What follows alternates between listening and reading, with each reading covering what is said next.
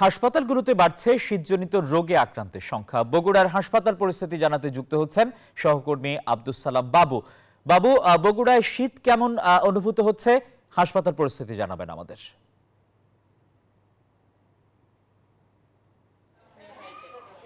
আসিফ, শীতের তীব্রতা তেমন নেই, তবে সন্ধ্যার পর থেকেই শীতের তীব্রতা বাড়ছে। এদিকে হাসপাতালগুলোতেও রোগী বাড়ছে, বিশেষ করে শিশু রোগীর সংখ্যা বেড়েছে। ঠান্ডাজনিত কারণে ডায়রিয়া এবং নিউমোনিয়া আক্রান্ত হচ্ছে। বগুড়ার দুটি সরকারি হাসপাতাল, বগুড়ার শহীদ জিয়াউর রহমান মেডিকেল কলেজ হাসপাতাল এবং বগুড়া মোহাম্মদুল্লাহ হাসপাতালে, দুটি হাসপাতালেই রোগীর সংখ্যা বেড়েছে গত সপ্তাহের তুলনায়। বিশেষ করে বহির্বিভাগে রোগীর সংখ্যা বাড়ছে।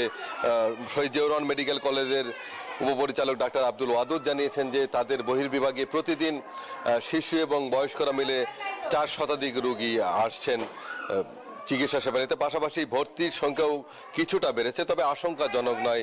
এর পাশাপাশি বগুড়া মোহাম্মদুল্লাহ হাসপাতালেও কিন্তু শিশু রোগীর সংখ্যা বেড়েছে। আমরা এই হাসপাতালে দেখেছি যে আজকে 34 জন রোগী ভর্তি রয়েছে, শিশু রোগী।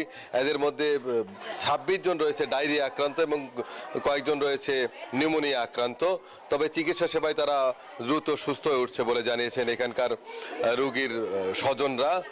তবে চিকিৎসকরা বলছেন যে এই সময়ে শিশু এবং বৃদ্ধদেরকে ঠান্ডাজনিত রোগ থেকে দূরে রাখার জন্য তাদের জন্য অতিরিক্ত সেবা নিতে হবে। বিশেষ করে কোনোভাবেই যেন বেশি ঠান্ডা না লাগে এবং গরম কাপড় পরে থাকার পরে যেন তারা যেন আবার ঘর্মাক্ত না হয়ে উঠতে পারে, সেদিকেও খেয়াল রাখার জন্য তারা কিন্তু আহ্বান জানাচ্ছেন।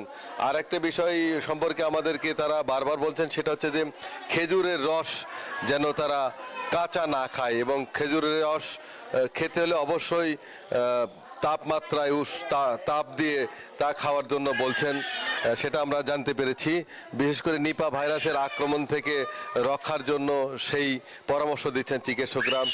বগুড়া মোহাম্মদুল্লাহ হাসপাতালের শিশু বিশেষজ্ঞ ডাক্তার শারমিন আফরোজি শিল্পী আমাদেরকে বলেছেন যে প্রত্যেকটা শিশুকেই ঠান্ডাজনিত রোগ থেকে দূরে রাখার জন্য তাদেরকে বিশেষ যত্ন নিতে হবে। এই সময়ে মা এবং পরিবারের সদস্যরা যেন শিশু এবং বয়স্কদের জন্য অতিরিক্ত যত্ন নেয়, তাহলে হয়তো বা ঠান্ডাজনিত রোগ থেকে তারা দূরে থাকতে পারবে। এই ছিল বগুড়াতে সর্বশেষ। ফিরে যাবো স্টুডিওতে। আসিফ। বাবু, আপনাকে ধন্যবাদ।